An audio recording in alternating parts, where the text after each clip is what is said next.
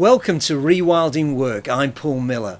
So far, I've been talking to senior leaders who are transforming the world of work in their organisations, hearing how they did this inside the IMF and Cisco, for example, so you can plant those seeds inside your workplace.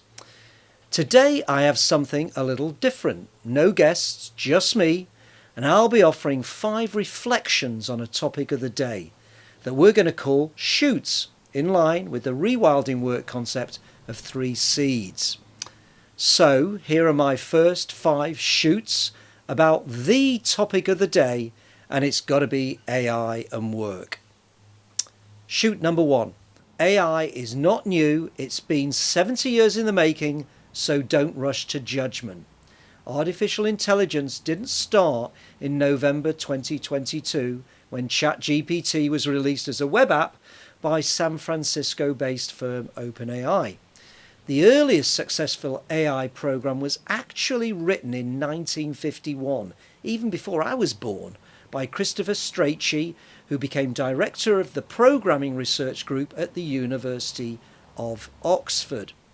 But something did happen in November 2022, and that was because when ChatGPT launched, we all discovered an experience we could play with. It was no longer just a concept, and ChatGPT became the fastest growing internet service ever, reaching 100 million users in just 2 months after launch. Through OpenAI's $10 billion deal with Microsoft, this AI tech is now being built into the Office software and the Bing search engine. Google then started fast-tracking its own rollout of its chatbot Lambda. So, while we are being told to react fast now on AI, we need, as employers and societies, to take the time to think carefully about this new power tool. Rapid, reactive decision-making does not produce good outcomes. Shoot number 2. AI is not good or bad, but it is significant. Think of it more like a weather system.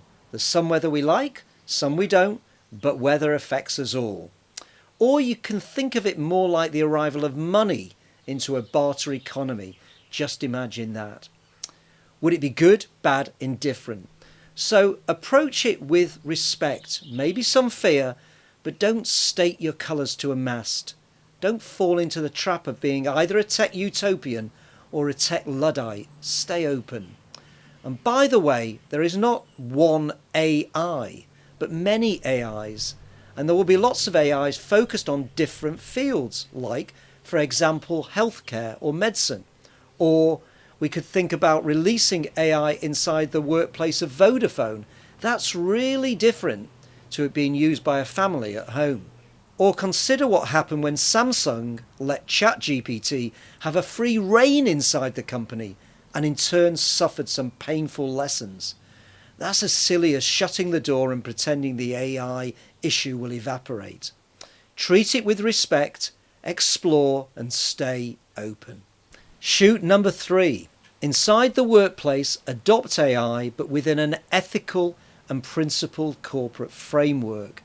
Large companies must use AI, or generative AI as it is more accurately called, but they need to do so within a framework.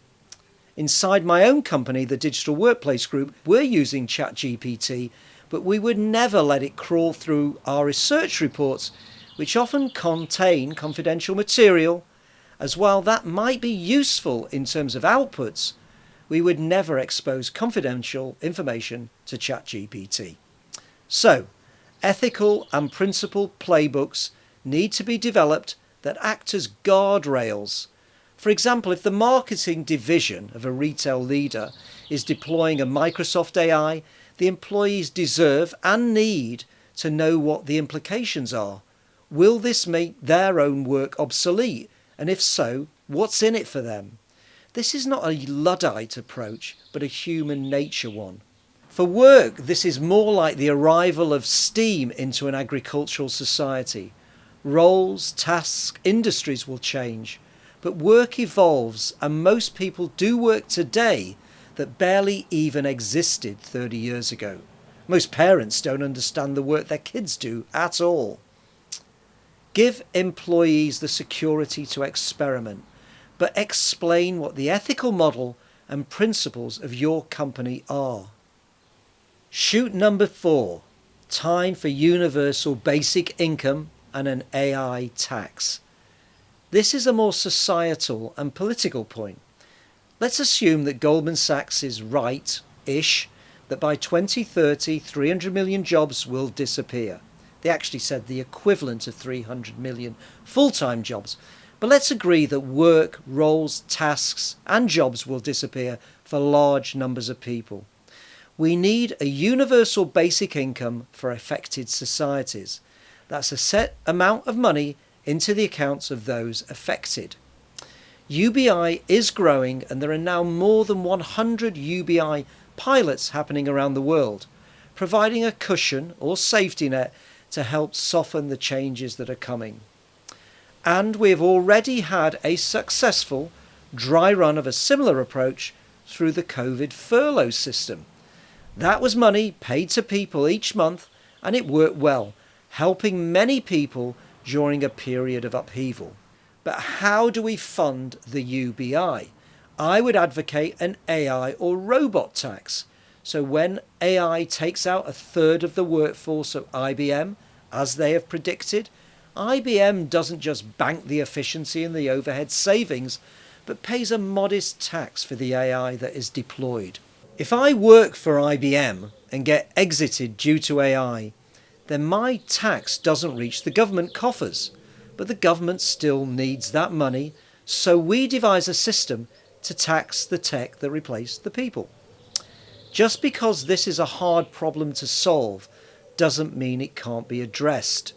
Bill Gates was talking about a robot tax a decade ago, when we all got very heated up about robots and self-service checkouts. Shoot number 5. You are a natural system, not a machine. All the better to apply AI. Natural systems can adapt and evolve much better than mechanistic and rigid ones. Think of your company more like a forest than a factory, more like an organism than an organisation. When we experience significant changes in our own lives, we cope better when we remain fluid, adaptable and responsive, as circumstances require. We can all agree on the power and importance of this latest AI wave, but the companies who will handle these technologies best will be those that see themselves more like natural systems than rigid machines. Like a tree swaying in a storm, shedding leaves in winter to enhance its flexibility, that's how we need to think and behave as companies, as waves of AI flow into the world of work and society.